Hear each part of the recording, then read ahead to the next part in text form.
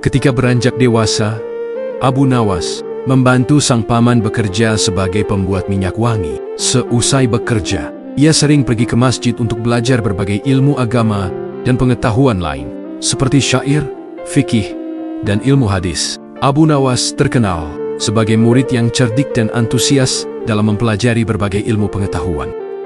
Suatu hari, Abu Nawas bertemu dengan Abu Usamah yang merupakan ahli sastra, sekaligus pujangga terkenal. Ia sangat terkesima dengan kemampuan Abu Nawas membuat syair hingga diajarkan berbagai ilmu mengenai syair. Dikenal sebagai sosok yang jenaka dan cerdas. Banyak kisah menarik mengenai Abu Nawas. Salah satunya ketika ia bersikeras mencari neraka. Kala itu, Abu Nawas merupakan seorang staf ahli dari Khalifah Harun al-Rashid. Pada suatu siang, Abu Nawas membawa lampu minyak dan menggoyangkannya, sembari berhenti pada setiap sudut rumah. Setelahnya, ia kembali berjalan dengan lampu yang masih dipegangnya. Tingkah Abu Nawas menggegerkan penghuni Baghdad. Mereka heran, bagaimana bisa orang secerdas Abu Nawas berjalan di siang hari ketika sinar matahari menyorot sambil membawa lampu. Abu Nawas mulai gila, kata salah seorang warga Baghdad yang tengah memperhatikan Abu Nawas. Walau begitu, Abu Nawas tidak peduli. Keesokan harinya, ia melakukan hal yang sama. Hanya saja, kali ini lebih pagi, sambil tetap membawa lampu minyak. Tanpa bersuara, Abu Nawas menoleh ke kanan dan kiri.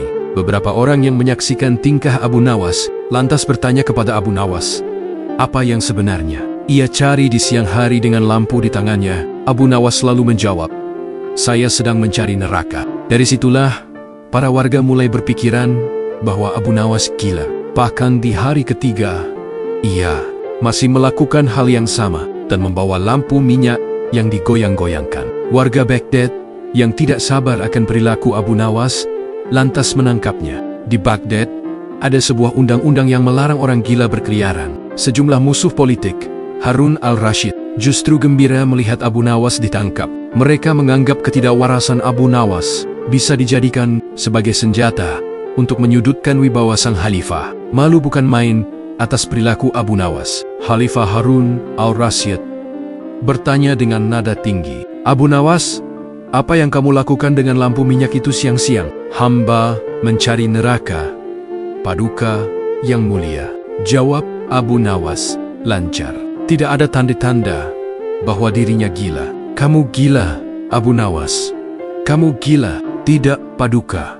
Merekalah yang gila. Siapa mereka? Abu Nawas kemudian meminta orang-orang yang tadi menangkap dan menggiringnya menuju istana untuk dikumpulkan. Setelah berkumpul di depan istana, Abu Nawas didampingi Khalifah Harun mendatangi mereka. Wahai kalian orang yang mengaku waras, apakah kalian selama ini menganggap orang lain yang berbeda pikiran dan berbeda pilihan dengan kalian adalah munafik?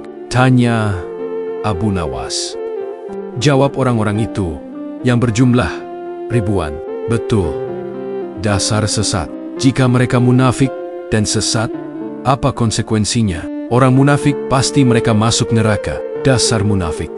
Kamu. Mendengar itu, Abu Nawas kembali menimpali. Baik, jika saya munafik, sesat, dan masuk neraka, di mana neraka yang kalian maksud? Punya siapa neraka itu? Saat berucap demikian, Abu Nawas mengangkat tinggi-tinggi lampu di tangannya. Ini dilakukan si Kaneken. Dirinya sedang mencari sesuatu. Jawaban Abu Nawas membuat orang-orang yang berada di depan Khalifah Harun habis kesabaran. Hai Abu Nawas, tentu saja neraka ada di akhirat, dan itu milik Allah.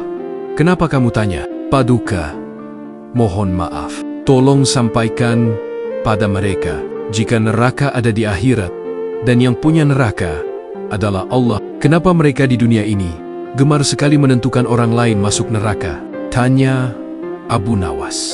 Apakah mereka asisten Allah yang tahu bocoran catatan Allah? Atau jangan-jangan merekalah yang gila?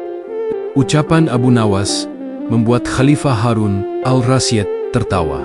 Sungguh jenaka sosok Abu Nawas di mata Khalifah Harun. Ia lalu berkata sambil masih tergelak, Abu Nawas, besok siang lanjutkan mencari neraka. Jika sudah ketemu, Jebloskan orang-orang ini ke dalamnya.